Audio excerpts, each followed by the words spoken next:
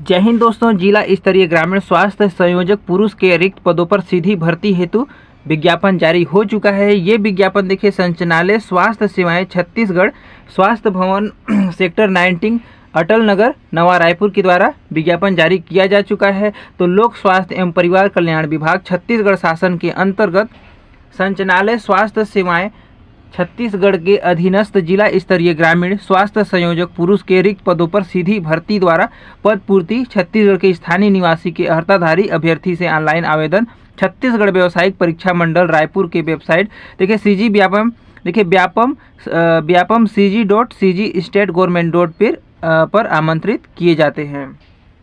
तो इसमें जाके आप आवेदन कर सकते हैं।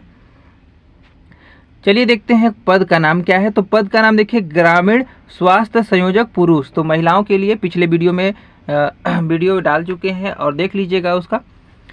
और देखिए ग्रामीण स्वास्थ्य संयोजक पुरुष में जिले का नाम क्या है, कोंडागांव। तो कोंडागांव में सबसे पहले देखते हैं पुरुषों के लिए कुल रिक्तियों की वर्गवार संख्या में अनारक्षित के लिए कितना पद है। तो अनारक्षित के लिए 1 पद है और फिर अनुसूचित जाति के लिए 1 पद है, अनुसूचित जनजाति के लिए 7 पद है और अन्य पिछड़ा वर्ग के लिए 1 पद है। और देखिए भूतपूर्व सैनिकों के लिए कोई पद नहीं है कहीं भी, देखिए किसी भी कैटेगरी का, और दिव्यांगजनों के लिए भी कोई पद नहीं है, 0 है। तो इसमें कोंडागांव में कुल पदों की संख्या कितना हो जाएगा। तो कोंडागांव में कुल पदों की संख्या हो जाएगा 10 हो जाएगा। अगला देखते हैं बीजापुर जिला में अनारक्षित पदों के लिए और अनुसूचित जाति के लिए कोई पद नहीं है बाद बाकी, और अनुसूचित जनजाति के लिए 10 पद है और फिर अन्य पिछड़ा वर्ग के लिए भी कोई पद नहीं है। और भूतपूर्व सैनिक के लिए अनुसूचित जनजाति के लिए केवल 1 पद है बाद बाकी, दिव्यांगजनों के लिए भी कोई पद नहीं है। तो देखिए यहाँ हो जाएगा बीजापुर जिले में कुल पदों की संख्या 11 हो जाएगा, क्योंकि देखिए 10 और 1 11, इसमें केवल 10 लिखा है टोटल में, तो इसमें 11 पद हो जाएगा। अगला देखते हैं दंतेवाड़ा जिला में। तो देखिए दंतेवाड़ा जिला में अनारक्षित पदों के लिए अनारक्षित और अनुसूचित जाति के लिए कोई पद नहीं है और अनुसूचित जनजाति के लिए 5 पद है और अन्य पिछड़ा वर्ग के लिए कोई पद नहीं है। और देखिए भूतपूर्व सैनिकों के लिए कोई पद नहीं दिया हुआ है दंतेवाड़ा में, और दिव्यांगजनों के लिए भी कोई पद नहीं है। तो देखिए दंतेवाड़ा जिले में कुल पदों की संख्या 5 हो जाएगा। और सुकमा जिले में देखिए सुकमा जिले में अनारक्षित पदों के लिए 1 पद है और फिर अनुसूचित जाति के लिए कोई पद है ही नहीं, और अनुसूचित जनजाति के लिए 13 पद है और अन्य पिछड़ा वर्ग के लिए 1 पद है। और देखिए भूतपूर्व सैनिकों में अनुसूचित जनजाति का केवल 1 पद है। और फिर देखते हैं सुकमा जिले में दिव्यांगजनों के लिए 1 पद दिया हुआ है और इसमें सुकमा जिले में कुल पदों की संख्या 15 हो जाएगा। अगला देखते हैं कांकेर। तो कांकेर जिले में अनारक्षित पदों के लिए 3 पद है और फिर अनुसूचित जाति के लिए कोई पद नहीं है और अनुसूचित जनजाति के लिए 6 पद है और अन्य पिछड़ा वर्ग के लिए 1 पद है बाद बाकी। देखिए भूतपूर्व सैनिकों के लिए कोई पद खाली नहीं है और दिव्यांगजनों के लिए भी कोई पद खाली नहीं है कांकेर जिले में। तो कांकेर जिले में कुल पदों की संख्या 10 है। अगला देखते हैं जगदलपुर जिले में। तो जगदलपुर जिले में अनारक्षित पदों के लिए 4 पद है और अनुसूचित जाति के लिए कोई पद है ही नहीं, अनुसूचित जनजाति के लिए 9 पद और अन्य पिछड़ा वर्ग के लिए 2 पद है। और फिर देखिए भूतपूर्व सैनिकों के लिए कोई पद खाली नहीं है जगदलपुर में, और फिर दिव्यांगजनों के लिए 1 पद खाली है। और देखिए इसमें जगदलपुर जिले में कुल पदों की संख्या 15 है। अगला देखते हैं सूरजपुर जिला। सूरजपुर जिले में देखिए अनारक्षित पदों के लिए अनारक्षित के लिए 7 पद है और फिर अनुसूचित जाति के लिए 1 पद है और अनुसूचित जनजाति के लिए 9 पद है और अन्य पिछड़ा वर्ग के लिए 3 पद खाली है। और देखिए भूतपूर्व सैनिकों के लिए सूरजपुर जिले में कोई पद नहीं है और दिव्यांगजनों के लिए 1 पद खाली है। तो देखिए सूरजपुर जिलों में कुल पदों की संख्या 20 है, जो कि सबसे अधिक है सूरजपुर जिला में। अगला देखते हैं जसपुर जिला में अनारक्षित के लिए 3 पद है और अनुसूचित जाति के लिए 1 पद और अनुसूचित जनजाति के लिए 9 पद और फिर अन्य पिछड़ा वर्ग के लिए 2 पद है बाद बाकी। देखिए भूतपूर्व सैनिकों के लिए किसी भी वर्ग के लिए कोई पद खाली नहीं है और दिव्यांगजनों के लिए 1 पद खाली है जसपुर जिला में। और जसपुर जिले में कुल पदों की संख्या कितना हो जाएगा। तो 15 हो जाएगा। तो देखिए वेतन की बात करें तो वेतन मैट्रिक्स लेवल 5 का मिलने वाला है आपको। अगला देखते हैं नोट में दिया हुआ है ये सभी नोट में दिया हुआ है। छत्तीसगढ़ शासन सामान्य प्रशासन विभाग के द्वारा ये सभी नियुक्तियां निकाला गया है और फेरबदल किया जा सकता है इसमें।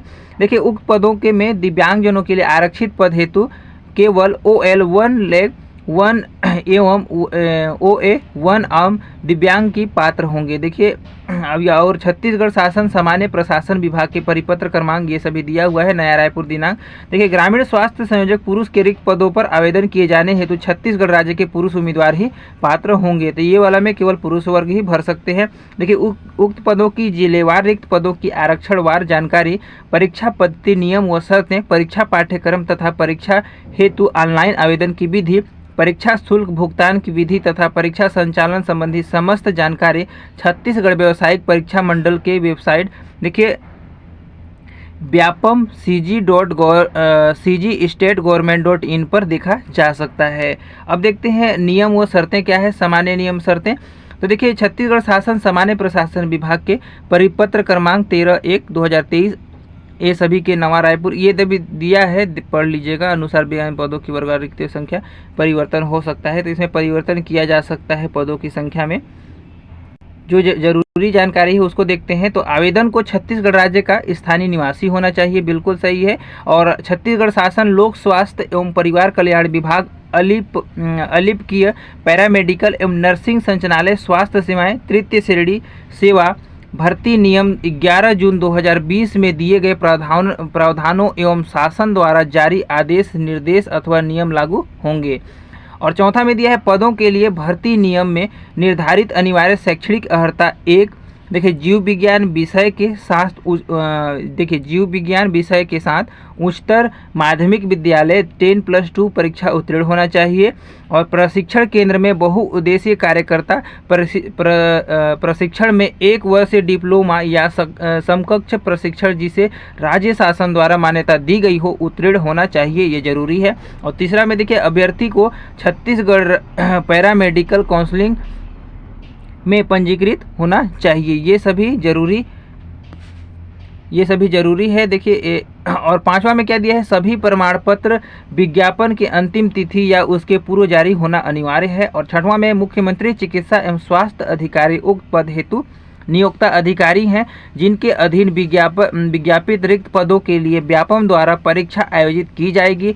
और फिर उक्त परीक्षा के परिणाम एवं जिलेवार आरक्षक में रिक्त पदों के अनुसार मेरिट के आधार पर चयन एवं भर्ती की अन्य प्रक्रिया विभागीय भर्ती नियम 11 जून 2020 के अनुसार सक्षम प्राधिकारी द्वारा किया जाएगा।